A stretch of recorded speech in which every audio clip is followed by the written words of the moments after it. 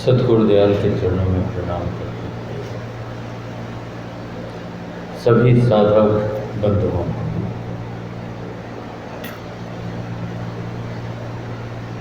हम सभी लोग, हम भी शामिल हैं, बरसों हुजूर मालिक साहब के वचनों का श्रवण करते रहे, प्रत्यक्ष में भी और अप्रत्यक्ष में भी समय के अनुसार परिवर्तन होता है।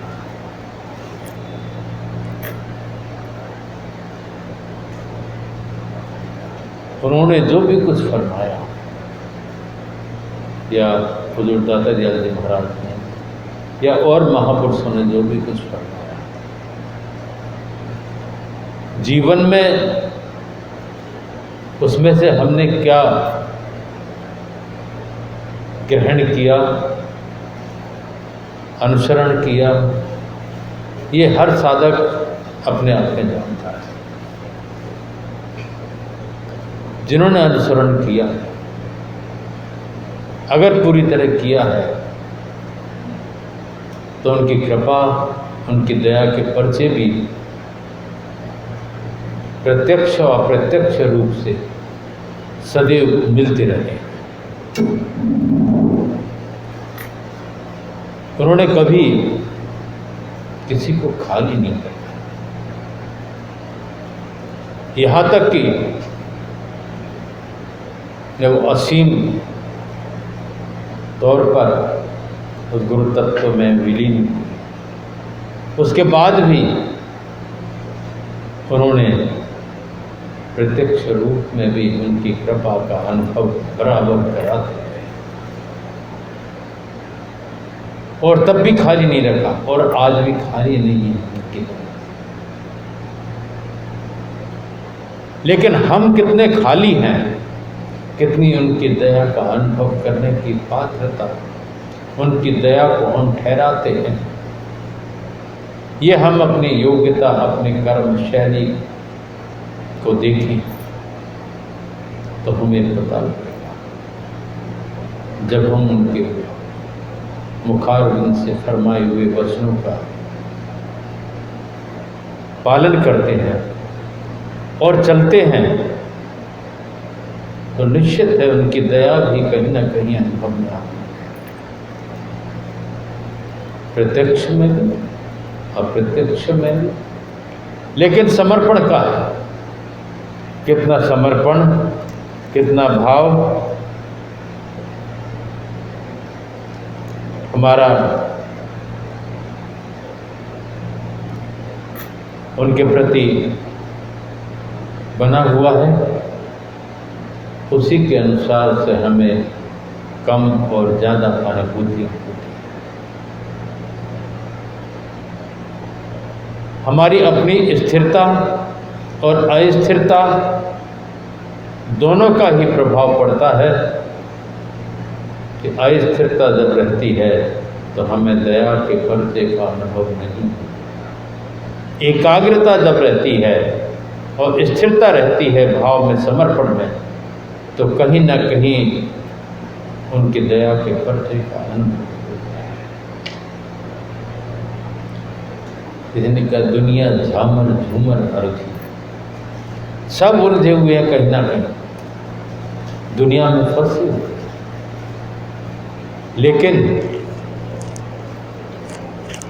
सबने अपना कार्य किया है, कर्तव्यों का पालन किया है और उस उच्च कोटि के दर्जों पर भी पहुंचे हैं जहां से खुद का तो काम बना, दूसरों का काम बनाने की शक्ति भी उनको मिली। वो भी हम में से थे, अवतरित हुए हम सबके कारण। दया की लहर आई, लेकिन दया ठहरे कहाँ, क्योंकि हम सुनकर के बार बार सुनते हैं और थोड़ी देर को तो लगता है कि हाँ करना चाहिए, पर करते नहीं।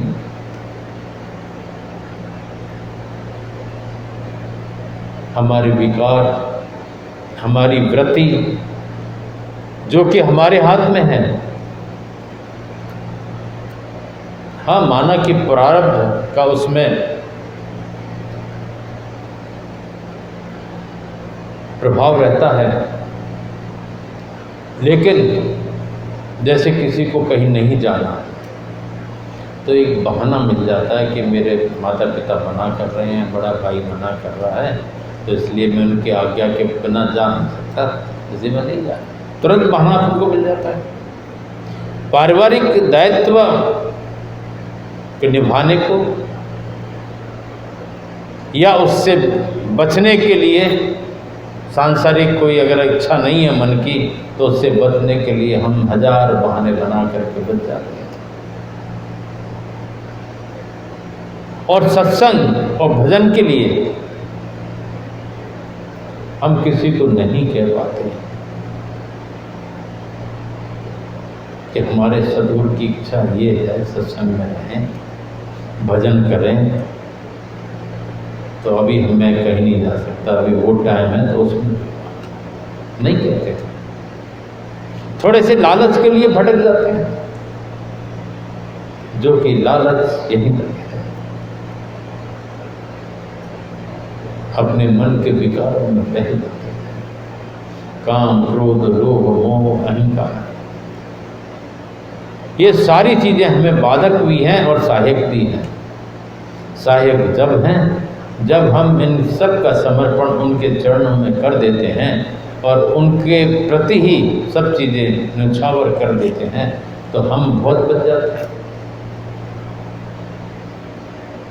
क्रोध आए तो तरीका पता है, अब जो अपनाते हैं उनको वो सहायक हो जाते हैं। नाम का सुमरण उतना ही ज़्यादा करो तो वो समय टल जाएगा और क्रोध ढह जाएगा,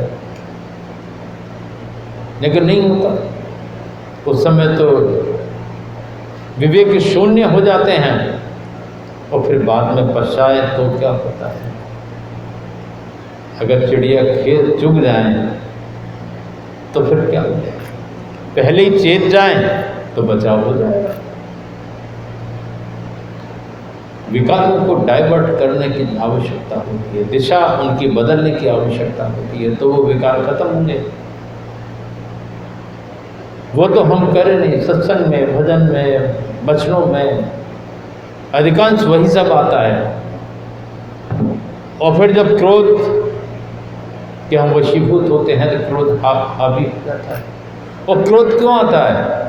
क्योंकि हमारी बात कोई नहीं माने तो क्रोध आ जाएगा। अहंकार की वजह से क्रोध आ जाता है। अगर हम सोचें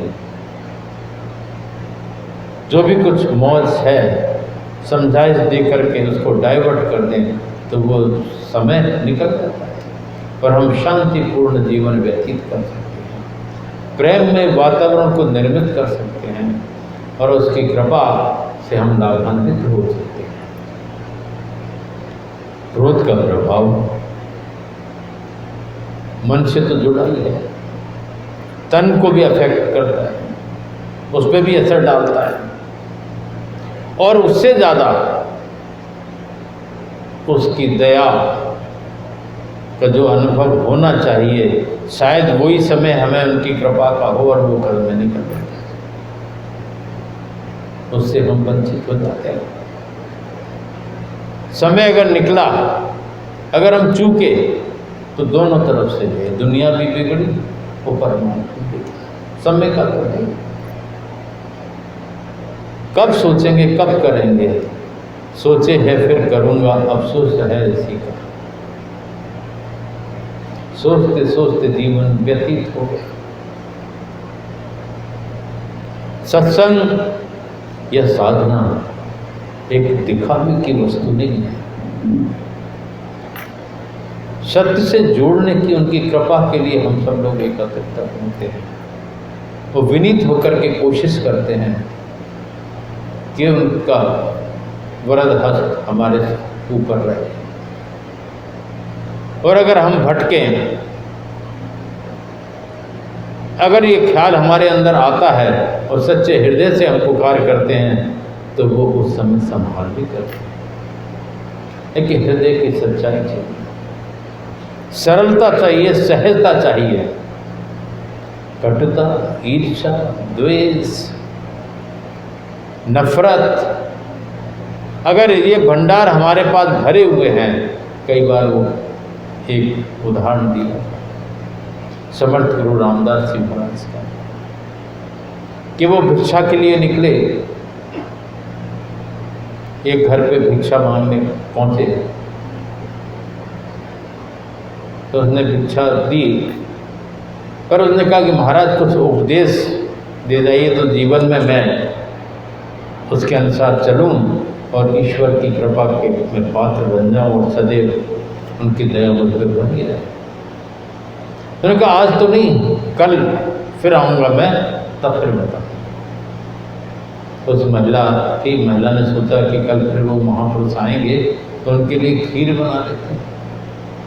बढ़िया खीर बनाई, ड्राई फ्रूट्स वगैरह डाल के अच्छी खीर। जब वो आए तो उन्होंने फिर कमंडल आगे कर दिया। उस महिला की निगाह कमंडल पे गई।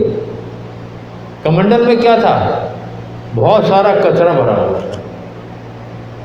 उसने जो भाव से खीर बनाई थी, ने कहा महाराज ये इसमें तो बहुत कचरा है, इसमें अगर खीर डालूंगी तो खराब हो जाएगी,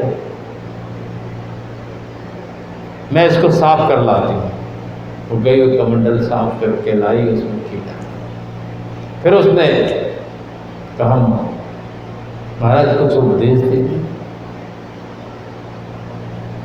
तो उन्होंने कहा उपदेश तो हो गया, पहले अपने अंदर का कचरा जो हमने भर रखा है उसको तो निकालो। जो हमारा सोच बन गया है, जो हमारी प्रवृत्ति बन गई है, उसको तो बदलो। वो तो देने को तैयार है, और जिस दिन वो निकल जाएगा उसी दिन निर्मल प्रेम प्रकट हो। जब तक वो रहेगा, जब तक वो आवरण रहेंगे, जब तक वो परत रहेगी, तब तक हम कृपा के पात्र नहीं बन पाएंगे। जब मैंने कमंडल आगे किया, तुमने कहा इसमें तो बहुत कचरा, मैं साफ कर लूँ। इसी प्रकार से सतगुरु मालिक कृपा तो करते हैं, करना चाहते हैं, लेकिन हम जो कर सकते हैं उस तरह की सफाई अपने अंदर नहीं रख पाते, प्रवृत्ति नहीं बदल पाती, और हम वशीभूत होकर के मन के और दुनियावी चीज़ों के भूल जाते हैं। तो कृपा नहीं मिलेगी। पहले सफाई नाम से, नाम के सुमरण से है, उनके वचनों के अनुसार चलने से है, साधना से है। जब वो रगड़ लगेगी तो निश्चित तौर पर प्रारब्ध भी क्षय होता जाएगा। जो प्रारब्ध के संस्कार हैं वो क्षीण होते जाएंगे और वर्तमान उदय होते जाएंगे, और सफाई जब पूर्णतः हो जाएगी तो उनकी दया ही दया हमारे पास होगी, वो प्रेम ही प्रेम हमारे पास होगा। ईश्वर कहता है जब सर्वोपर मालिक सबको एक भाव से देखता है, सब उसकी निगाह में एक है, कोई भेद नहीं है। हमारी निगाह में भेद बुद्धि होती है, और उसका प्रेम सबके साथ जुड़ा हुआ है। लेकिन जो उसके बारे में ज़्यादा चिंतन करता है, सोचता है, उतना वो लाभान्वित हो जाता है। जिस चीज़ का हम चिंतन करेंगे लाभ उसका हमें मिलने लगता है। उसी तरह से जब ईश्वर से हम जुड़ना चाहते हैं, सद्गुरु से हम जुड़ना चाहते हैं, वो सबसे प्रेम करता है, तो हमारे अंदर नफरत क्यों, हमारे अंदर ईर्ष्या क्यों, हमारे अंदर द्वेष क्यों, ये सब चीज़ें क्यों? क्योंकि हम ईश्वर के मार्ग में जब चलना चाहते हैं तो हमें प्रेम करना आना चाहिए, और जब हम प्रेम बांटेंगे प्रेम मिलेगा, और एक ना एक दिन सब अपने हम नजर आने लगेंगे। अब वो सहज अवस्था होना चाहिए। सहज अवस्था जब वो बन जाएगी तो निश्चित है उसकी कृपा हमें बरसती नज़र आएगी और उसके बाद से हम पात्र होंगे और हमें लगेगा अरे बहुत समय निकल गया, अब हम चेत पाएँ। और सब तरफ से प्रेम मिलेगा, सब अपने होंगे, हम सबके होंगे, सबकी नज़र में सम्मान होगा, सब कुछ होगा, क्योंकि जो उसका सम्मान करता है वो सब जगह सम्मान अपने आप दिलाता है। जो उसको चाहता है सब उसको चाहने लगते हैं जिसको वो चाहता है। तो वो पात्रता, वो प्रवृत्ति हम सब के अंदर पैदा हो, सच्चे साधक बने। देख करके देखा देखी भक्ति कहा, देखा देखी भक्ति का कबह न चढ़से रंग, वक्त पड़े और छाड़ती जो कैचली बदल, उससे नहीं काम होता। ये तो खुद प्रैक्टिकल अपने को चलना पड़ेगा, उदाहरण बनना पड़ेगा। तो निश्चित तौर पर उसकी कृपा, अध्यात्म की पूंजी हमारे पास एकत्रित होगी और अंतिम दौर में उनके पास हमें शरण मिलेगी और हमें महसूस होगा कि वो हम संग रह करके हमारा कार्य देख रहे हैं, कर रहे हैं। हम सोच भी नहीं सकते इस तरह से वो कार्य करते हैं, कोई समझ ही नहीं सकता कि कैसे कार्य करते हैं। हम तो चाहेंगे सभी साधक जो महापुरुषों ने फरमाया है उनके अनुसार कुछ अंश तक भी चलेंगे, एक कदम भी चलेंगे तो वो तो 100 कदम आने को तैयार है, पर चलें तो सही। हम तो मन के अनुसार चलते हैं, भूल जाते हैं उस समय कि वो है, उसका भय नहीं रहता कि वो है। अगर ये सब रहे तो निश्चित तौर पर उसकी कृपा बरसती नजर आएगी और सब में एकत्व नजर आएगा और सब उसकी कृपा के पात्र होंगे। हम भी सद्गुरुदयाल से प्रार्थना करेंगे कि सदैव अपनी दया का वरद हस्त बनाए रखें, अपने अनुसार हमको चलाने की शक्ति प्रदान करें, ताकि सदैव हम आपकी कृपा के पात्र बने रहें। ओम।